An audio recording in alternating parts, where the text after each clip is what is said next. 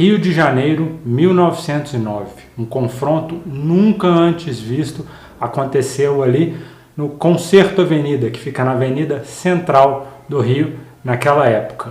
De um lado, Japão, do outro, Brasil. Jiu-jitsu versus capoeira. Já ouviu falar desse confronto? Quer saber como terminou e mais da história da capoeira? Fica ligado, o vídeo de hoje é história. Os!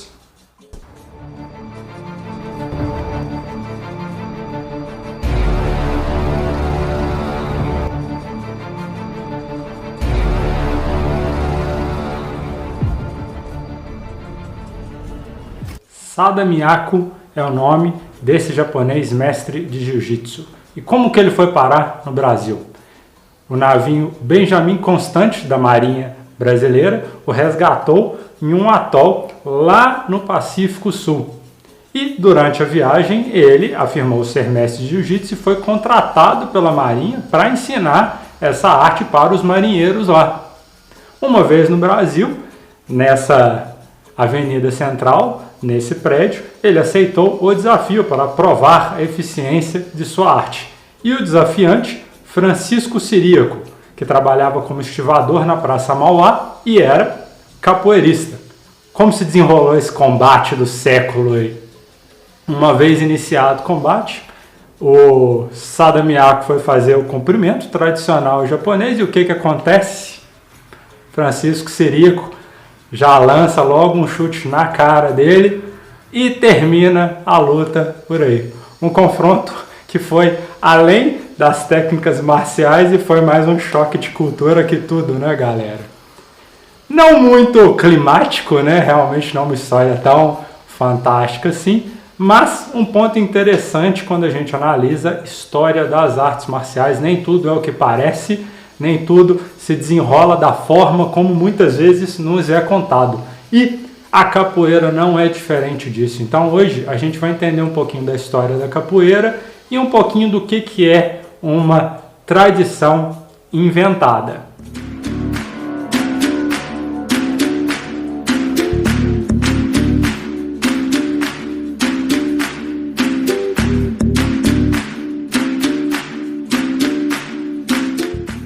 Muito do que se fala sobre a capoeira vem do resgate da arte iniciado na década de 40, com vários escritores e historiadores da cultura negra, e na década de 50, com os mestres Bimba e Pastinha promovendo a prática da capoeira, e muitas vezes associando erroneamente a personagens históricos, como Zumbi dos Palmares, criando uma narrativa da luta libertária praticada por escravos e as suas origens em Angola, inventando para a capoeira toda uma tradição sem comprovação histórica, que seriam passadas de professores a alunos ao longo dos anos.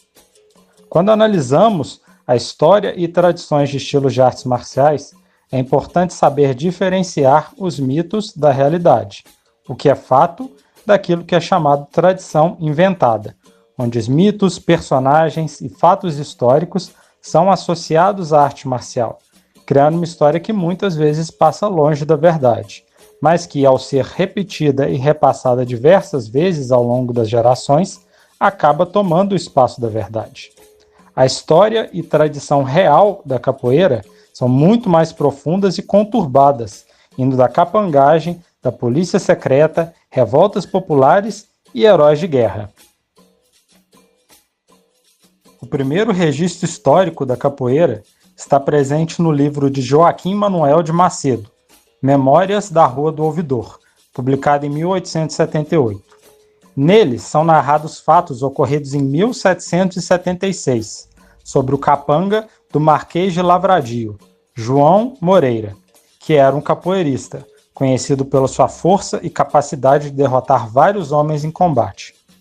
E nessa ocupação, como capanga, diferente da fabulosa, porém não comprovada história da luta praticada na senzala para lutar contra a escravidão, é onde encontramos registros dos capoeiristas, já no século XVIII, sendo cooptados pelos seus senhores ou homens brancos para servirem como capangas. A prática da capoeira, por ser uma arte de combate, foi por muitos anos reprimida, porém foi também usada como ferramenta do Estado, para a própria repressão. E um dos que mais perseguiram os capoeiristas nessa época foi o Major Vidigal, chefe de polícia em 1809, que era também um capoeirista. Nessa época, Major Vidigal cooptava capoeiristas para sua polícia secreta e reprimia a prática por todos que não fossem parte da polícia. Então, por muitos anos, a capoeira esteve presente nas forças policiais e, ao mesmo tempo que era reprimida como prática, capoeiristas eram cooptados como capangas de políticos e para a polícia. Em 1864, eclodiu a Guerra do Paraguai. E mais uma vez, os capoeiristas tiveram uma participação importante, sendo recrutados para o chamado Batalhão dos Uavos. Marcelino José Dias, um dos integrantes do batalhão, ganhou notoriedade pelo seu papel na tomada do Forte Curuzu, tendo matado o vigia, possibilitando a ofensiva para o forte. Após a guerra, apesar de seu brilhantismo em batalha, os capoeiristas voltaram a ser perseguidos. Enquanto alguns mantinham a prática escondida, muitos outros, assim como o próprio herói de guerra promovido ao capitão Marcelino José Dias, viraram capangas para o Partido Conservador, influenciando diretamente nas eleições de 1871. Nessa época, quase todo político do partido tinha uma guarda de capoeiristas, e a partir deles que se forma a Guarda Negra, que promoveu uma forte repressão aos republicanos. Apesar disso, com o golpe militar de 1889, acaba a monarquia no Brasil. Em 1891, tem início a República. A partir daí, a capoeira se torna alvo de repressão ainda maior. Grande parte dessa perseguição é encabeçada pelo primeiro chefe de polícia da República, João Batista de Sampaio Ferraz, que fazia forte repressão não só à capoeira, mas ao candomblé e ao samba. Um fato interessante acontece nessa época, quando Sampaio Ferraz prende o capoeirista José Egidio Reis, que era filho do Barão de Matozinhos, dono do jornal O País. Então, o editor-chefe do jornal, Quintinho Bocaiúva, que havia ajudado a deflagrar o golpe em 1889 e que também era ministro das Relações Exteriores do governo de Teodoro da Fonseca em 1890, vendo a prisão do filho do chefe do jornal, intercede em sua defesa. Geralmente, nessa época, os capoeiristas presos eram mandados para o exílio, em Angra dos Reis. Os mais ricos iam de lá para Portugal. Esse fato é interessante por mostrar o quão difundida a capoeira estava no Brasil. Mesmo após anos de repressão, era praticada por brancos e negros, pobres e ricos, e por integrantes de lados opostos da política no país. O próprio chefe de polícia, Sampaio Ferraz, era capoeirista. Outro evento da história do Brasil com grande participação da capoeira foi a Revolta Popular de 1904. Devido às restrições e abusos durante a pandemia, a fome e desemprego por causa das medidas políticas na época, vários bairros se revoltaram e lutaram contra o exército. E no bairro da Saúde, no Rio de Janeiro, o líder da revolta foi um capoeirista chamado Horácio José da Silva, conhecido como Prata Preta. Resistiu e lutou com sucesso, impedindo a entrada dos militares no bairro, criando barricadas, trincheiras e chegando a matar um soldado. Com o fim da revolta, Prata Preta e outros 150 capoeiristas foram presos e exilados no estado do Acre. Um famoso bloco de carnaval do Rio, que desce as ruas do bairro da Saúde, foi criado em sua homenagem. Após isso, a prática da capoeira fica mais enfraquecida. Com exceção do famoso embate contra o jiu-jitsu em 1909, a capoeira só volta a ganhar força na década de 40 e 50. Os mestres Bimba e Pastinha encabeçam essa restauração, que apesar de muito importante para a arte, iniciou também a criação de uma tradição fantasiosa para a capoeira que é disseminada até os dias de hoje. Os mestres também representam lados opostos da arte, os dois estilos. A capoeira Angola, do mestre Pastinha, responsável por muitos dos mitos referentes à arte, como sua relação com o Quilombo dos Palmares e Zumbi, além de sua origem em Angola.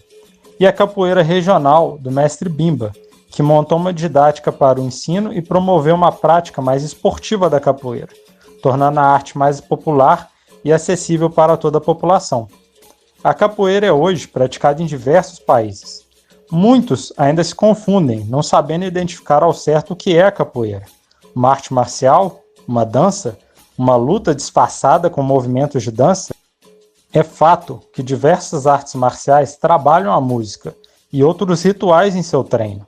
E é fato que a capoeira foi usada em diversos conflitos, de operações policiais a guerras e revoltas populares. A capoeira, com sua história confusa, é um retrato da cultura do Brasil. Uma cultura que às vezes é distorcida, às vezes é esquecida por um tempo, mas às vezes se transforma, se adapta e agrega elementos diversos. Uma cultura multirracial e rica, que nunca irá morrer. E os diversos capoeiristas da história do Brasil. Heróis de guerra como Marcelino Dias, heróis populares como Prata Preta, policiais, seguranças, pessoas reprimidas e pessoas que fizeram o que tinham que fazer para sobreviver. Eles representam o espírito guerreiro do povo brasileiro e uma cultura que, por mais que seja mudada, nunca vai perder a sua essência.